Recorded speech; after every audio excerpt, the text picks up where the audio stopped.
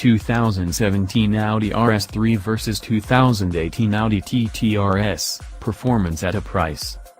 I love theoretical car shopping. I still get a little giddy when friends ask me what to buy, at a certain price with additional parameters. It feels like spending someone else's money, until they ignore me and buy a Toyota RAV4. Then it doesn't feel as great. But this time I had the chance to choose the parameters and the comparison. I decided it was time to turn to Audi's lineup of smaller RS vehicles, the RS3 sedan and TT RS coupe, to see which one comes out on top when it comes to drivability, performance and fun. There are obvious differences between the two, including body style, ability to fit passengers and price. The 2018 TT RS starts at $65,875 including a destination charge, $10,000 more than the 2018 RS3 starting MSRP of $55,875. Let's throw all those out and just talk about how they drive. Part of the reason that these two felt ripe for a comparison is the symmetry of their powertrains. Both vehicles have mirrored powertrains with the same turbocharged 2.5-liter 5-cylinder engine that makes 400 horsepower and 354 pounds-feet of torque, along with Audi's Quattro all-wheel drive system and 7-speed dual-clutch automatic transmissions. What we tested: 2017 Audi RS3. Powertrain: 400 horsepower, turbocharged 2.5-liter 5-cylinder, 354 pounds-feet of torque, Quattro all-wheel drive, RS-tuned, 7-speed dual-clutch automatic transmission. Fuel economy: 19/28 seconds of a mile per gallon city/highway/combined. Key features: panoramic sunroof, magnetic ride adaptive suspension, RS-tuned, progressive steering, RS-tuned, Napa leather seats, technology package with virtual cockpit, navigation and blind spot warnings, $3,900, summer performance tires, Era blue paint, $1,075. Price: $62,475, including destination charges. We tested a 2017 RS3 for this comparison, but the full production run for the RS3 didn't come to the US until the 2018 model year. Audi says the 2017 model is part of a special, limited run of 250 vehicles. The only notable difference between the two is that the 2018 model has standard blind spot warning with rear cross traffic alert, included as an option on the 2017 I tested. Otherwise, they are mechanically identical and perform the same. We should also note briefly that Audi increased its destination charges from $950 to $975 for 2018. We tested a 2017 RS3 for this comparison, but the full production run for the RS3 didn't come to the US until the 2018 model year. Audi says the 2017 model is part of a special, limited run of 250 vehicles. The only notable difference between the two is that the 2018 model has standard blind spot warning with rear cross traffic alert, included as an option on the 2017 I tested. Otherwise, they are mechanically identical and perform the same.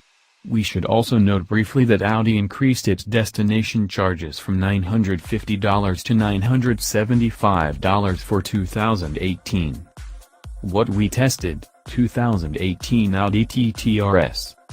Powertrain: 400 horsepower, turbocharged 2.5-liter 5-cylinder, 354 pounds-feet of torque, Quattro all-wheel drive, RS-tuned, 7-speed dual-clutch automatic transmission. Fuel economy: 19/29 seconds of a mile per gallon city/highway/combined.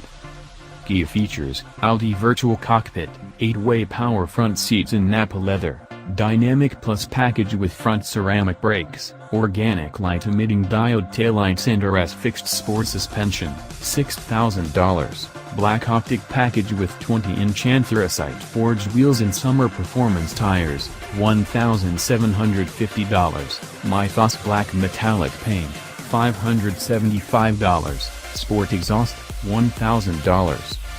Price, $80,200. Powertrain and acceleration. Let's talk first about the common thread between the two vehicles, that powertrain. The engine has impressive output, and the RS3 and TTRS both feature also impressive acceleration numbers, with the RS3 jumping from 0 to 60 miles per hour in just 3.9 seconds and the TTRS doing the same sprint a little quicker at 3.6 seconds. Seeing those figures on the page made me eager to test these cars. Audi's turbocharged 2.0-liter four-cylinder punches above its weight, even in the Q7, a three-row SUV, and the twin-turbocharged 4.0-liter V8 found in the RS7 is a personal favorite. So what could possibly go wrong with another turbocharged five-cylinder mill from the same company? A lot, it turns out. My dissatisfaction with both of these cars stems in large part from the engine. It was very difficult to keep it in the power band even while using the paddle shifters to hold gears. Though it produces maximum torque at just 1,700 revolutions per minute, peak horsepower won't be found until nearly 5,900 revolutions per minute. And when the engine gets there, the kick was less than expected. There's a build of power but without the urgency I had hoped for. It turns both cars into momentum drivers, which can be fun, but you expect more out of something with an RS Pageant 400 horsepower under the hood. Handling and ride. The TTRS I tested included the Dynamic Plus package, which, among other changes, rips out the standard magnetic ride adaptive suspension, the one found in the RS3, and replaces it with an RS fixed sport suspension. The RS3 rides stiffly in its own right, as you'd expect in a performance car like this, but at least drivers have the option of flipping it down into a comfort mode to soften it up a bit for everyday driving, where it becomes tolerable. The RS3's RS-tuned steering solves one of my gripes with most Audi cars, which have accurate steering but are light on center and missing some feedback. There's less play with the wheel, and the rack feels quicker. The same can be said for the TTRS, which solved that issue. Still, I found that I was left wanting more from the RS3.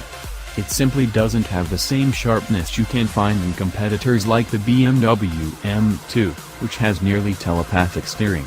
The RS3 engine's power delivery likely has something to do with that, as well, since the car's push out of a corner comes a beat later than expected, allowing it to wallow past the apex and dampen the experience a bit.